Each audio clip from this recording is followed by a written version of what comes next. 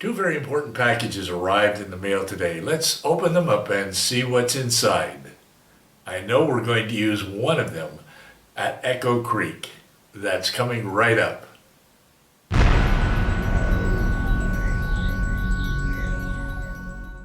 Hi, I'm Roy Smith. Let's start by opening up these two packages. First, this one. We're going to open this one first because it came from the farthest away, namely from England.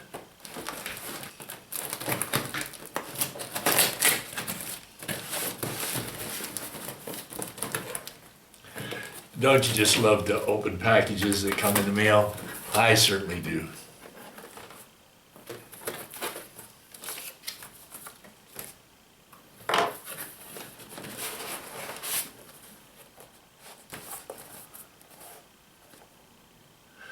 Well, as expected, it's a WWS static grass applicator. We will be talking about this and using it in an upcoming video. For now, let's set it aside and turn to the second package. I know what's inside, and so I can tell you that's very important for what we're going to be doing today at Echo Creek.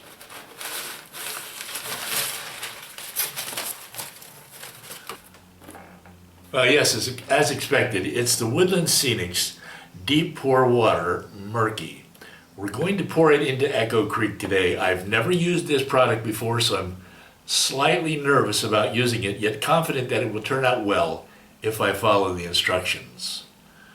Before we put the water in the creek, though, let me show you what I've done to prepare for this application of Deep Pour Water. You will recall that I built the benchwork for Echo Creek in last Saturday's episode. I installed white styrofoam as a scenery base and covered it with sculpt mold and spackling paste. This is what it looked like at the end of last week's episode. I was not able to find a good photo of Echo Creek to use as a guide, but I did find several other helpful photos. This is one of them. This is not a photo of Echo Creek, but I did find it inspiring in preparing the creek for the deep pour water. I began by painting the creek bottom and banks and the terrain along the creek. I did this using a regular paintbrush, an artist's brush, a sponge brush, and a micro brush.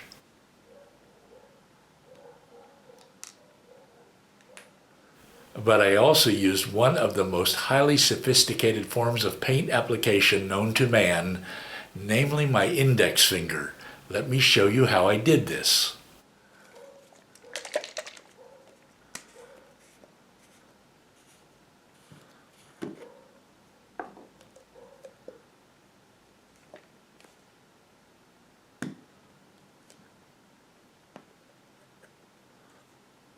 Doing this allowed me to apply the amount of paint I wanted where I wanted it, and it allowed me to easily blend adjacent colors together. You could call this finger painting, but I can tell you that it works very well in painting model railroad scenery. After painting the scenery, the next thing I did was to put rocks in the creek. I went out and bought these rocks at a pet store. Actually, it's gravel for fish aquariums. I bought a bag of reddish-brown gravel and a bag of black gravel for not very much money. I only needed a handful of these rocks for Echo Creek, but there were no smaller bags available at the pet store, so I now have tons of rocks left over. Maybe I should get a fish aquarium. This is how I affixed the rocks to the creek bed, using white glue. This may look like a tedious process, but it's actually not so bad. Mostly I selected smaller rocks with flat bottoms, and I tried to place them in natural positions in the creek as I glued them down.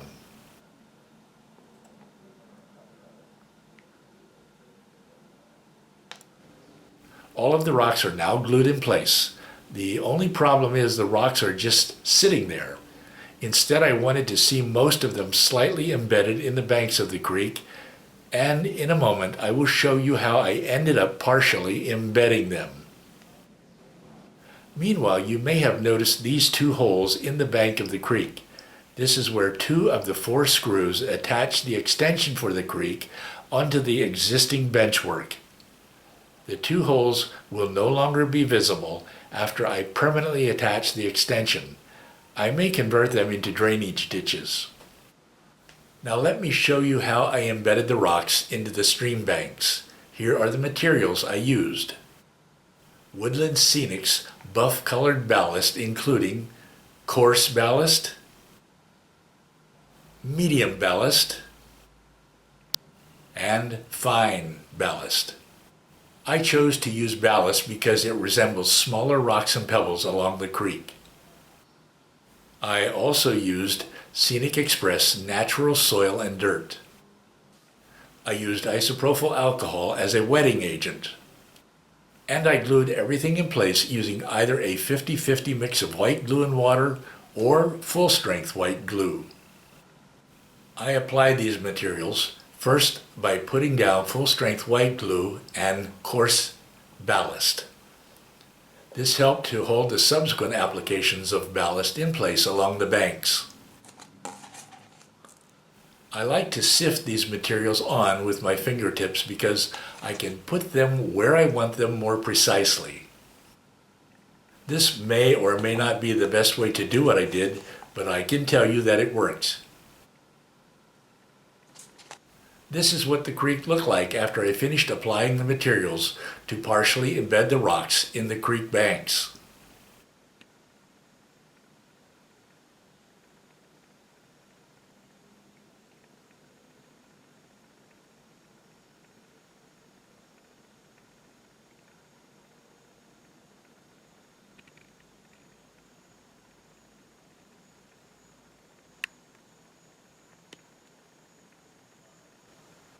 I decided to do one more thing. Much of the soil and terrain in the Echo Creek area has a rusty orange tint to it, so I decided to dab on some rusty orange paint here and there. Doing this added just a hint of rusty orange color to the creek banks.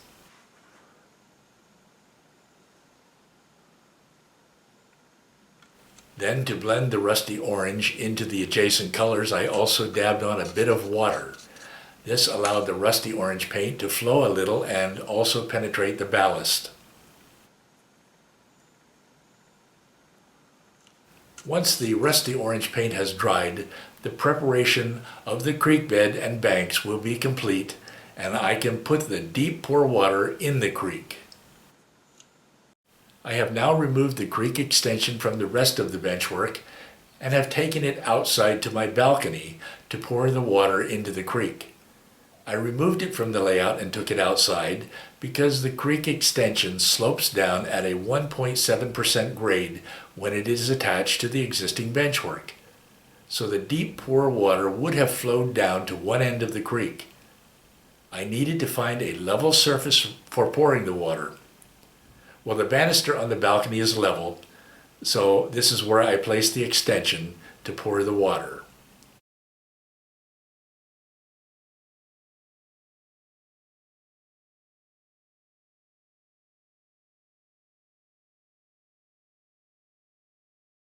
I won't bore you by showing you how I mixed and poured the deep pour water because there are plenty of videos on YouTube showing you how to do this. For example, Woodland Scenics has such a video, and I will post a link to it down below. I tried to calculate how much deep pour water I would need for this project, but I ended up mixing twice as much as I really needed. The cup I mixed it in was almost full when I started pouring it, and now that I finished pouring the water into the creek, the cup is still half full. Now the deep pour water has cured, so I have brought the extension back into the house and reattached it to the layout. I am very happy with the results, but as you can see, I still have a lot of work to do. I still have to paint the white area along the tracks and road, and I have to add vegetation to the scene, including trees and shrubs along the creek.